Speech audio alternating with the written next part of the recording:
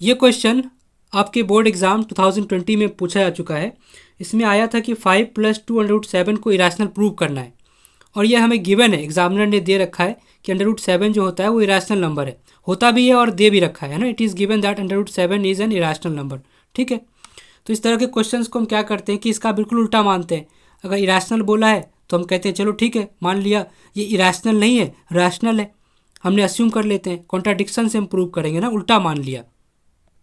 तो मैंने माना कि लेट अस अस्यूम दैट ये वाली फोटो जो भी गिवन है 5 + 2√7 इज ए रैशनल नंबर। ठीक है, उसके बाद अगर रैशनल एक बार बोल दिया तो दो इंटीजर के रेशियो के फॉर्म में लिख सकते हैं, ऊपर भी इंटीजर नीचे भी इंटीजर, दो इंटीजर का रेशियो रैशनल नंबर है ना। तो हम एग्जामिनर को बता भी देंगे कि हमने दो इंटीजर माना है, ए और बी, वो दोनों इंटीजर हैं, और जहाँ बी जीरो नहीं होना चाहिए, A and B are integers and B zero नहीं होना चाहिए। क्यों नहीं होना चाहिए? क्योंकि जीरो से डिवाइड नहीं कर सकते किसी भी नंबर को, और ये दोनों को प्राइम है। ये हम हर क्वेश्चन में लिख रहे हैं क्योंकि भले इस क्वेश्चन में इसका इंपॉर्टेंस ना दिखाई दे, लेकिन ये हमें ध्यान रखना है क्योंकि बहुत से क्वेश्चंस में सबसे बड़ा रोल यही प्ले करता है। तो को प्राइम होता है ऐसे नंबर, ऐसे दो नंबर जो दोनों ही हमें सिर्फ और सिर्फ 1 के टेबल में दिखाई दे और किसी और टेबल में ना आए। जैसे 2/3, तो 2/3 सिर्फ और सिर्फ 1 के टेबल में आएगा, दोनों ही एक साथ, है ना।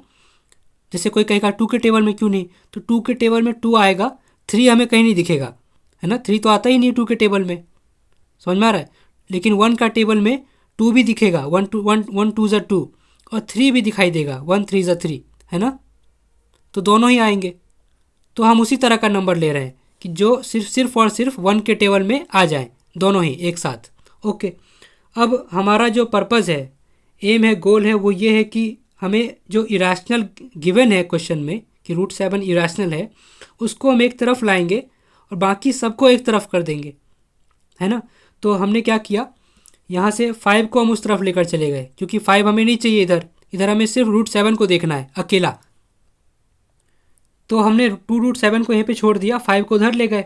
अब एलसीएम ले लिया, b से 5 को मल्टीप्लाई कर दिया, तो a पहले से लिखा हुआ है -5 टाइम्स b/b, जो कि नीचे पहले से।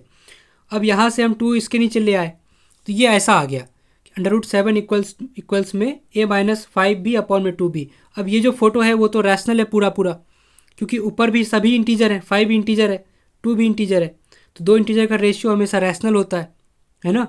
तो ये तो रैशनल नंबर लिखा हुआ है, और ये कह रहा है कि √7 की इक्वल हूँ, मतलब ये जो है वो √7 के इक्वल है। ये हमें क्वेश्चन में गिवन है कि इरेशनल होता है, तो एक रैशनल चीज़ इरेशनल के बराबर नहीं हो सकता, क्योंकि ये रैशनल है। यहाँ से क्या कहा जा रहा है, ये क्या बता रहा है कि √7 जो है वो रैशनल नंबर है। क्यों? क्योंकि ये रैशनल है।